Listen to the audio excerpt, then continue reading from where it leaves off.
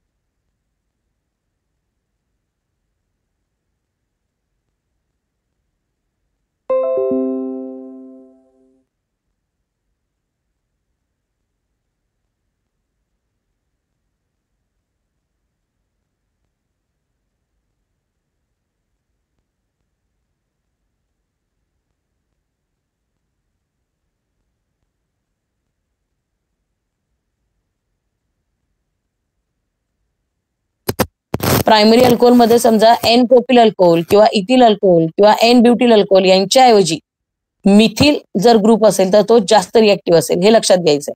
So this is the order of reactivity of alcohols. MCQs मध्ये विचारलं जाऊ शकतं, यावर आधारित प्रश्न त्यामुळे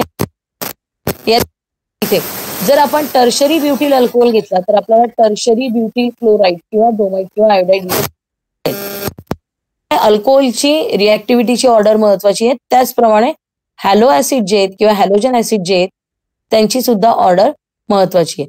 दॅट इज HI सगळ्यात जास्त रिॲक्टिव्ह आहे, देन HBr आणि सगळ्यात लास्टली HCl. सो जे प्रोडक्ट आपल्याला मिळतील त्याच्यामध्ये अल्किल आयोडाईड फॉर्म होण्याचे चान्सेस सगळ्यात जास्त आहेत, कारण HI सगळ्यात जास्त रिॲक्टिव्ह. त्यानंतर मग HBr आणि लास्टली HCl फॉर्म होतील याप्रमाणे. HF सोबत जनरली रिॲक्शन होत नाही कारण तो अनरिॲक्टिव्ह आहे. So this is the second method of preparation from alcohol by using halogen acids. Simple reaction आहे, जनरल रिॲक्शन पाठ करून ठेवायची ही. ROH plus HX it will form RX plus H2O. Next reaction पाहूया आपण. Now this reaction is for preparation of alkyl chlorides. म्हणजे इथे आपण particularly alkyl chloride prepare करतोय फ्रॉम अगेन अल्कोहोल पासूनच. पहा इथे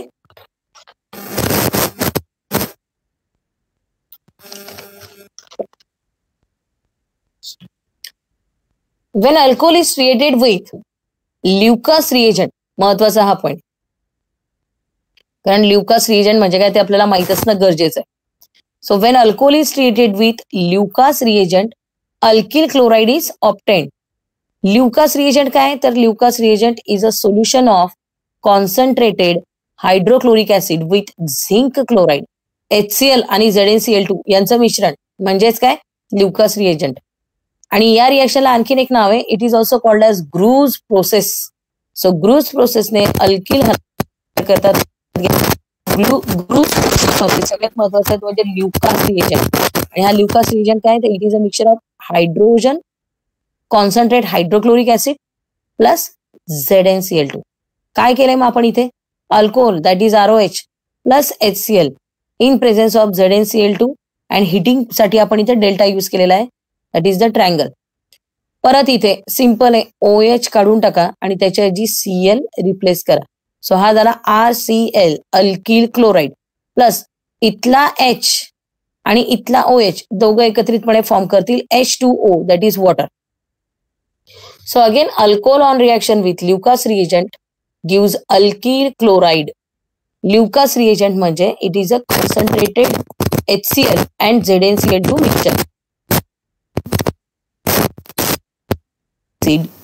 अँड आणखीन एक नाव आहे प्रोसेस. आता इथे प्रश्न कशा प्रकारे विचारला जाईल लक्षात. How will you prepare alkyl chloride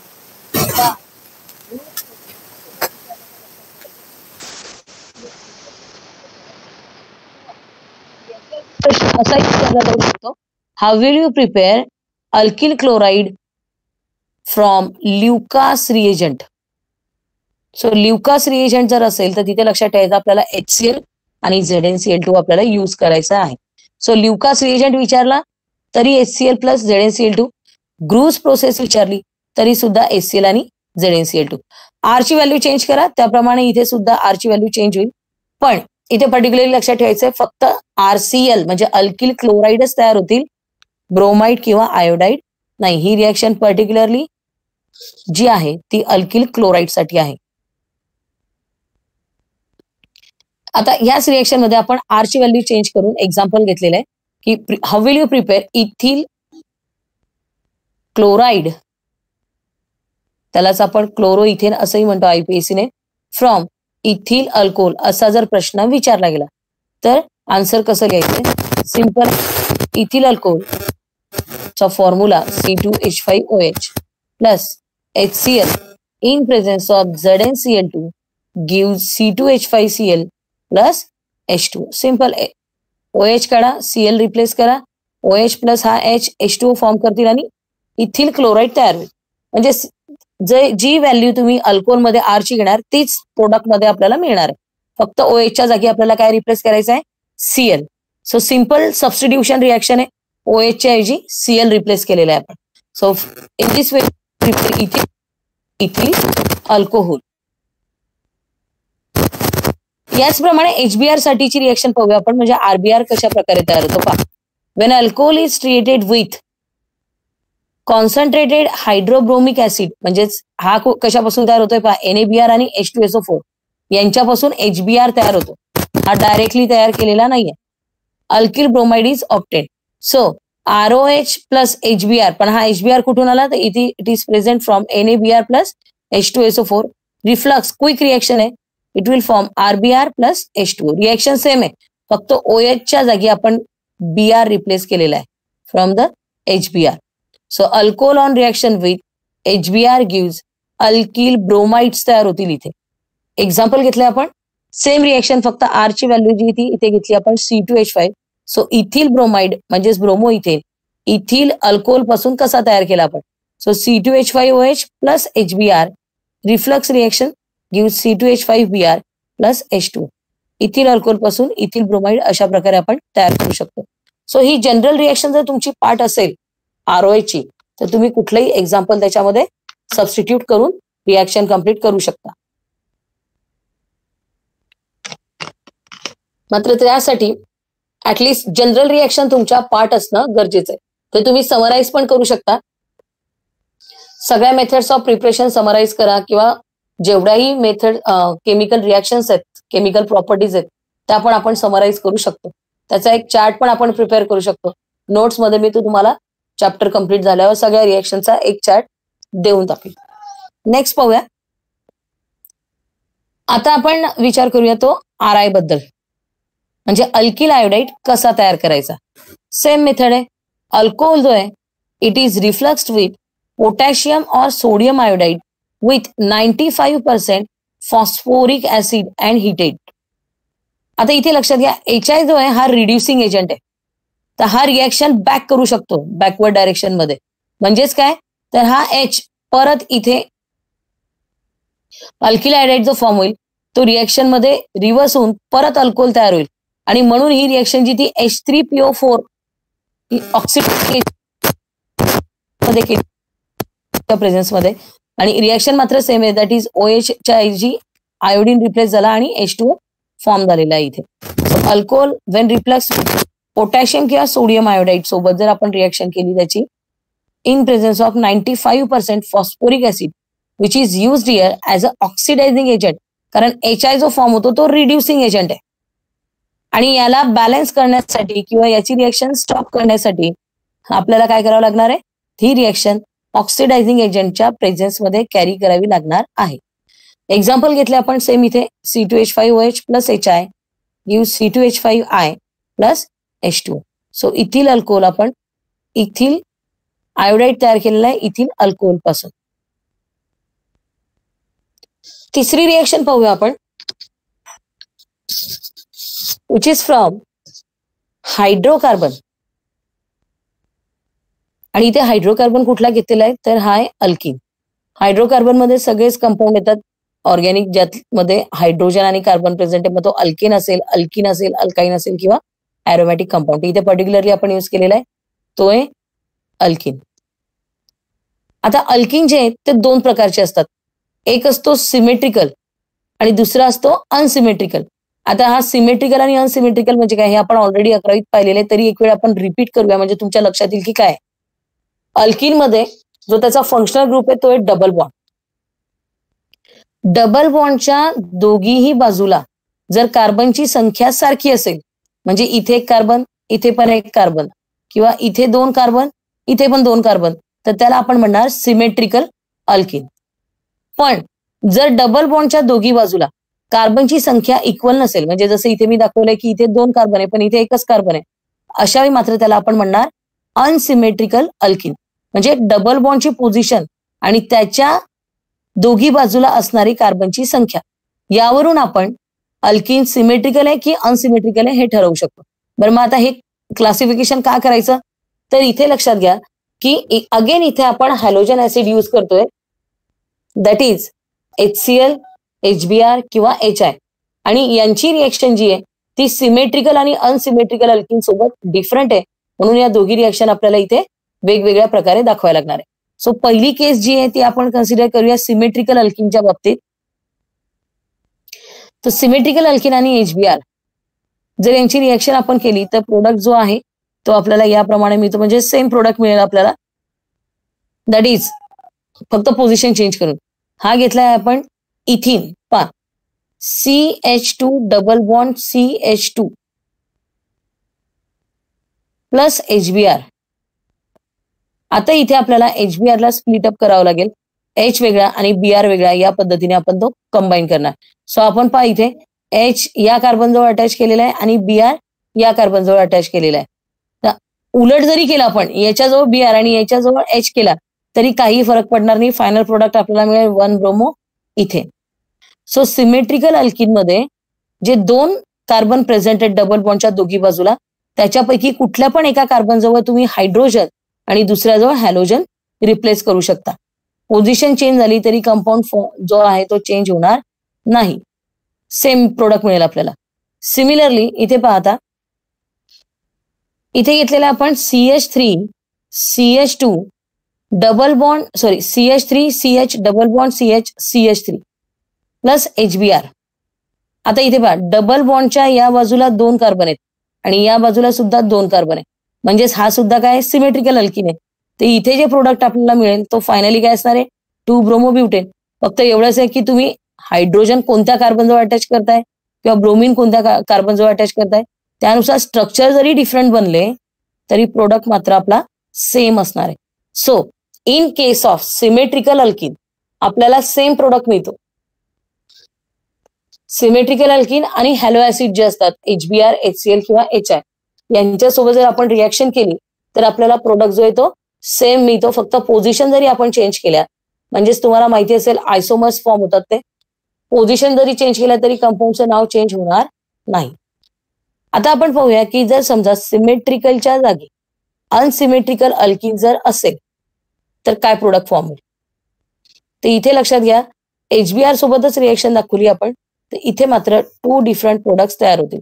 आणि ही रिएक्शन आतापर्यंत तुमच्या लक्षात आली असेल, 11वीत ऑलरेडी झालेली आपली. This reaction is called as Markovnikov's rule किंवा मार्कोनिकॉव्स ऍडिशन. आठवलं असेल तुम्हाला आता. तर रूल काय होता तो Markovnikov's rule. When an unsymmetrical reagent adds to an unsymmetrical alkene, the negative part of the reagent attached to the carbon atom which carries least number of hydrogen atom. म्हणजे जो निगेटिव्ह पार्ट आहे reagent मधला, म्हणजे HBr मधला Br असेल, HCl मधला Cl असेल किंवा HI मधला I असेल, तर हा कुठल्या कार्बनला अटॅच करायचा ज्या कार्बन जवळ कमीत कमी हायड्रोजन प्रेझेंट आहे. So this is called Markovnikov's rule. 11वीत ऑलरेडी झालेलं आहे आपलं, तुम्हाला आठवत असेल ते. आता हीच रिएक्शन परत पाहूया आपण. इथे घेतलेला आहे प्रोपीन. याची रिएक्शन केली आपण HBr सोबत. सो थेरॉटिकली आपल्याला 2 प्रोडक्ट मिळतील. पहिला असेल जर आपण ब्रोमीन या कार्बनला अटॅच केला तर आपल्याला मिळेल 1 ब्रोमोप्रोपेन. पण रूल प्रमाणे जर आपण पाहिलं तर ज्या 2 कार्बन मध्ये डबल बॉन्ड आहे तर ज्याच्याजवळ कमी हायड्रोजन आहे त्याच्याजवळ जर ब्रोमीन अटॅच केला आपण तर मात्र आपल्याला प्रोडक्ट मिळेल 2 bromopropane. So in this case addition is governed by Markovnikov's rule, who was a Russian chemist. And the rule goes like this: during the addition across unsymmetrical multiple bond, the negative part attacking molecule joins the carbon atom which carries small number of hydrogen atoms, while the positive part goes to the carbon atom with more hydrogen atoms. So negative part जो आहे तो अशा कार्बनला attach करतो ज्याच्याजवळ कमीत कमी hydrogen असतील. So in this case, in above case, 2 bromopropane is the major product. तर 2 product मिळतात आपल्याला, एक मेजर असतो आणि एक मायनर असतो. तो जो मेजर असतो तो इथे जवळपास 90% आहे आणि जो मायनर आहे त्याचं पर्सेंटेज आहे 10. सो जेव्हा कधी अशा प्रकारची रिएक्शन येईल की एखादा अनसिमेट्रिकल ग्रुप आहे किंवा अल्किन आहे आणि त्याची रिएक्शन अनसिमेट्रिकल रिएजंट सोबत जर असेल तर त्यातला जो निगेटिव्ह पार्ट असेल तो नेहमी अशा कार्बनला अटॅच करायचा ज्याच्याजवळ कमीत कमी हायड्रोजन आहे आणि जो प्रोडक्ट फॉर्म होईल तो मेजर प्रोडक्ट असेल, हे लक्षात ठेवायचं आहे. आता हीच रिएक्शन जी आहे हे पण आपण मागच्या वर्षी पाहिलेलं आहे की HBr सोबतचीच रिएक्शन आहे, मात्र हीच रिॲक्शन जर आपण पेरॉक्साईडच्या प्रेझेन्समध्ये कॅरी केली तर मात्र जो तिथे मायनर प्रोडक्ट होता तो आता इथे मेजर प्रोडक्ट असेल, म्हणजे 1 ब्रोमोप्रोपेन हा मेजर प्रोडक्ट असेल. हे कशाच्या प्रेझेन्समुळे होतंय? पेरॉक्साईडच्या प्रेझेन्समुळे होतंय की रिॲक्शन जी आहे ती मार्कोनिकॉफ्स रूल फॉलो करत नाही. And hence it is called as anti Markovnikov's rule. आहे लक्षात? याला पेरॉक्साईड इफेक्ट असंही म्हणतात किंवा खरॅश इफेक्ट असंही म्हटलं जातं. सायंटिस्टची नावं आहेत ती नोट्समध्ये तुम्ही पाहू शकता. रिटर्न नोट्स ज्या हँड रिटर्न नोट ज्या मिळतील त्यामध्ये तुम्ही हे डिटेल पाहू शकता. सो आता आपण याचं मेकॅनिझम पाहूया की नेमकं या रिएक्शनमध्ये मार्कोनिकॉफ्स रूल फॉलो का केला जात नाही.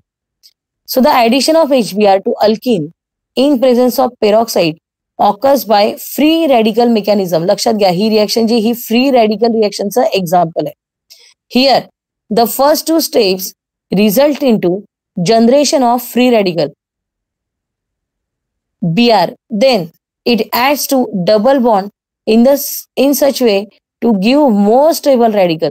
Then this radical abstracts a hydrogen, a free radical form to complete the addition. इथे लक्षात घ्या अनस्टेबल म्हणजे ब्रांचिंग मध्ये असणाऱ्या कंपाऊंड पेक्षा स्टेबल कंपाऊंड जो नॉर्मल चेन मध्ये प्रेझेंट आहे तो फॉर्म होण्याकडे जास्तीत जास्त रिॲक्शनचा कल हा इथे दिसतो. आणि हे होतं जे फ्री रॅडिकल्स फॉर्म होतात या रिएक्शन मध्ये त्यांच्यामुळे. That is because of the peroxide which is present in this reaction. So जो मार्कोनिकॉफ्स रूल आहे की कमीत कमी हायड्रोजन असणाऱ्याला निगेटिव्ह पार्ट अटॅच होईल तो इथे एक्झॅक्टली उलट होतोय. म्हणजे हायड्रोजन जो आहे तो कमी हायड्रोजनकडे जाईल which to form the more stable compound आणि हॅलोजन जो आहे तो दुसऱ्या कार्बन जवळ अटॅच होईल म्हणजे ज्याच्याजवळ ऑलरेडी जास्त हायड्रोजन आहे तिथे. आणि म्हणून याला हा रूल फॉलो करत नाही म्हणून याला आपण नाव दिलेलं आहे अँटी मार्कोनिकॉफ्स रूल किंवा पेरॉक्साईड इफेक्ट किंवा खरॅश इफेक्ट. परत एक वेळ लक्षात घ्या ही रिॲक्शन फक्त आणि फक्त HBrच्याच बाबतीत घडते HCl किंवा HIच्या नाही. मार्कोनिकॉफ्स रूल्स मध्ये मात्र तुम्ही HBrच्या जागी HCl किंवा HI सुद्धा यूज करू शकता. Because of the presence of peroxide, it tends to form more stable product than branching product, and hence 1-bromopropane is the major product in this reaction. As this reaction does not follow Markovnikov's rule, hence this reaction is called as anti-Markovnikov's rule. पुढचं पाहूया आपण आता. पुढची जी reaction आहे this is called as Finkelstein reaction. आणि या रिॲक्शनचं मेन जे नाव आहे ते हॅलाइड एक्सचेंज रिॲक्शन किंवा हॅलोजन एक्सचेंज असंही म्हटलं जातं इथे. सो हॅलोजन जे आहेत रिॲक्शन मध्ये ते एक्सचेंज केले जातात. याचाच अर्थ जो रिॲक्टंट आहे आणि जो रिएजंट आहे दोघांमध्ये इथे हॅलोजन असणार आहे. फॉर एक्झाम्पल पाहिजे CH3CH2Cl ethyl chloride plus NI that is NaI sodium iodide. इथे क्लोराईड आहे इथे आयोडाईड आहे दोघांची जागा फक्त चेंज करा. इथे फॉर्म होईल आता इथिल आयोडाईड आणि सोडियम क्लोराईड. हा सोडियम आयोडाईड होता त्याच्याऐवजी सोडियम क्लोराईड फॉर्म झाला. म्हणजेच काय झालं रिएक्शन मध्ये हॅलोजन एक्सचेंज झाले त्यांची जागा पोझिशन चेंज झाली म्हणून या रिएक्शनला हॅलोजन एक्सचेंज किंवा हलाइड एक्सचेंज रिएक्शन असं म्हटलं जातं. सिमिलरली पहा इथे CH3Cl आणि HgF2 मर्क्युरिक फ्लोराईड. आता मात्र इथे तयार झाला मिथिल फ्लोराईड आणि मर्क्युरी क्लोराईड. हॅलोजनची पोझिशन आपण चेंज केली आहे. सेम आपण दुसरे एक्झाम्पल्स पण घेऊ शकतो इथे आणि हॅलोजन एक्सचेंज रिएक्शन इथे आपण दाखवू शकतो. So this is called Finkelstein reaction. One more method of preparation of alkyl halide is from इथर. ROR इथरचा जनरल फॉर्म्युला आहे that is ROR. Alkyl group oxygen 2 alkyl group जे ते एका ऑक्सिजनने इथे कंबाईन केलेले असतात plus twice HX in excess. Again इथे hydrogen chloride bromide किंवा आयोडाईड त्यांच्यासोबत हिटिंग मध्ये जर आपण हे केलं तर आपल्याला इथे मिळणार आहे ट्वाइस RX प्लस H2O. हे दोघीही अल्किल ग्रुप सेपरेट होतील with halogen to form corresponding alkyl halide plus water as a by product. इथे आरच्या व्हॅल्यू, दोघी आरच्या व्हॅल्यू ज्या आहेत त्या सेम किंवा डिफरंट असू शकतात. म्हणजे इथरचे पण दोन टाईप आहे, सिंपल इथर्स आणि मिक्स्ड इथर्स. जर दोघी आरच्या व्हॅल्यू सेम असेल तर त्याला सिंपल इथर्स म्हटलं जातं आणि दोघी आरच्या व्हॅल्यू डिफरंट असेल तर त्याला मिक्स्ड इथर असं म्हटलं जातं. फॉर एक्झाम्पल इथे जर आपण CH3 कन्सिडर केला आरच्या जागी तर इथे आपल्याला मिळेल ट्वाईस CH3X. येते लक्षात? म्हणजे आरची जी व्हॅल्यू ती डबल करायची आपल्याला. सो इथर्स पासून सुद्धा आपण अल्किल हॅलाइड तयार करू शकतो. इथर्स हे चॅप्टर आपल्याला अल्कोहोलमध्ये पाहायचंय नेक्स्ट, त्यावेळी ही रिएक्शन तुम्हाला परत एक वेळ पाहावी लागेल. बऱ्याचशा रिएक्शन चॅप्टरनुसार रिपीट होतात, फक्त काही वेळा त्या मेथड्स ऑफ प्रिपरेशन मध्ये असतात तर काही वेळा केमिकल प्रॉपर्टीज मध्ये असतात. नेक्स्ट रिएक्शन पाहूया आपण. This is called Swarts reaction.